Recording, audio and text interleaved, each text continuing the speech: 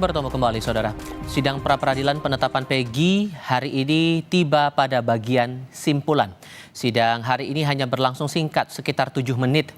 Hakim Tunggal Eman Sulaiman berjanji akan memutus sidang pra-peradilan Peggy Setiawan pada Senin depan, 8 Juli 2024 dengan objektif. Hakim menegaskan tidak punya kepentingan dalam perkara itu dan tidak ada tekanan dari pihak manapun. Acaranya putusan sidang selesai dan nyatakan tutup. Kepercayaan yang saudara berikan tidak akan saya hianati dari kedua belah pihak. Itu ya kunci. Sudah dari awal saya katakan saya tidak punya kepentingan dalam perkara ini. Saya akan memutus dengan objektif.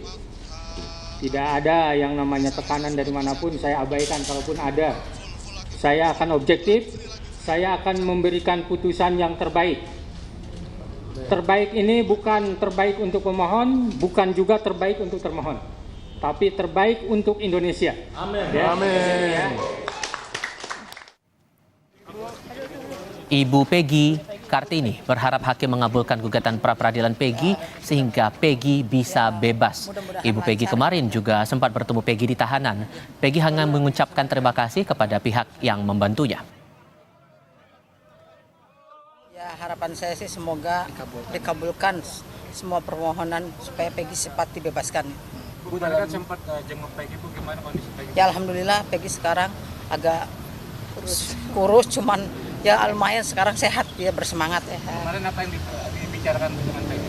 Ya biasa hanya memberi support biar Peggy kuat, gitu aja. Ada yang disampaikan Peggy kepada Ibu kemarin? Ya Peggy cuman mengucapkan terima kasih. Di lain pihak, tim hukum Polda Jawa Barat menolak dalil gugatan sidang pra-peradilan Peggy Setiawan selaku pemohon. Penetapan tersangka Peggy sudah sah menurut hukum dan telah melewati gelar perkara. Jadi pada hakikatnya kami menolak dalil-dalil apa yang disampaikan oleh para pemohon, ya, mulai dari pemeriksaan para saksi, kemudian ahli pun dari pihak mereka juga sama mendukung kami.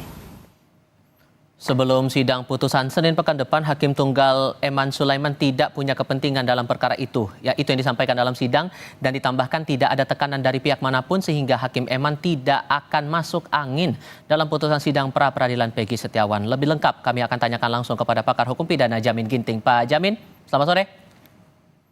Selamat sore, Mas Topal.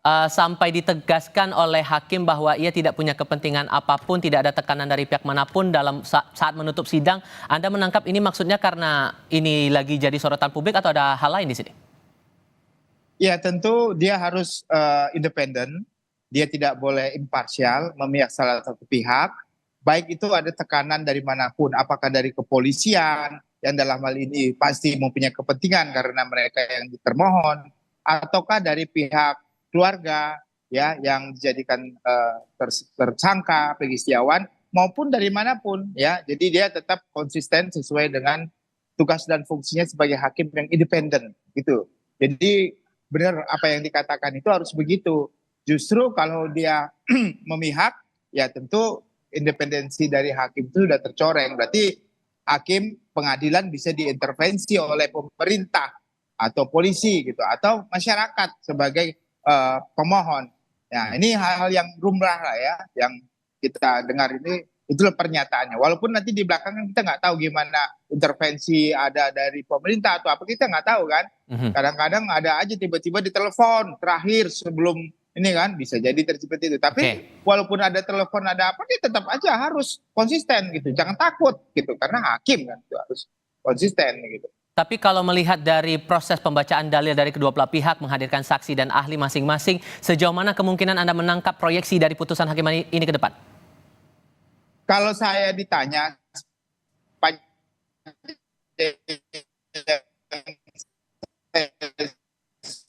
Pak Jamin?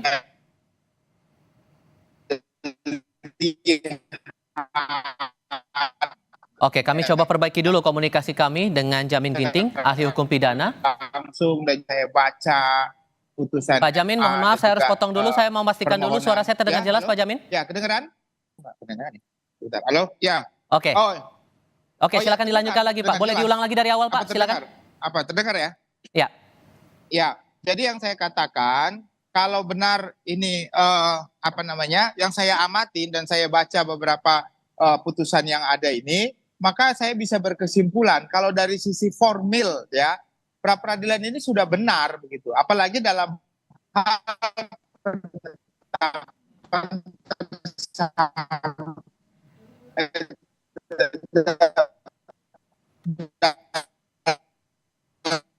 dalam hal penyitaan ya, bermasalah yang masih diperdebatkan, penetapan tersangka itu harus terlebih dahulu diperiksa sebagai saksi, baru boleh ditetapkan sebagai tersangka. Oke. Dengan 2 alat bukti ya, bukan bukti yang cukup.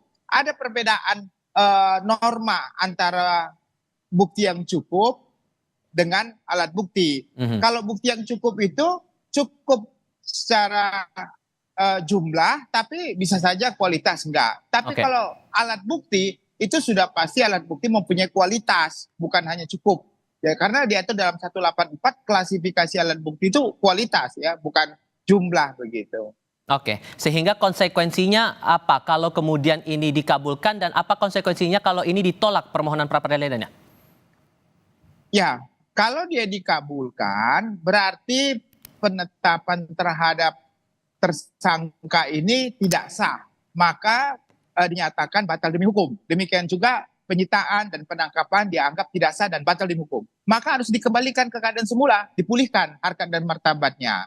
Nah, nanti kalau di kemudian hari penyidik bisa lagi menetapkan tersangka, tetapi dengan alat bukti lain, bukan alat bukti yang sudah ada sekarang ini begitu. Nah, untuk mendapatkan alat bukti itu harus ada sprindik baru terkait dengan penetapan tersangka berikutnya. Tidak boleh pakai sprindik yang sekarang ini, harus sprindik baru lagi karena untuk penangkapan, penahanan dan segala macam itu dengan sprindik baru demikian. Oke, hasil putusan baru akan dibacakan nanti oleh Hakim Tunggal pada Senin pekan depan. Pak Jamin, terima kasih banyak sudah berbagi pandangan bersama kami kali ini. Selamat sore. Terima kasih, Pak.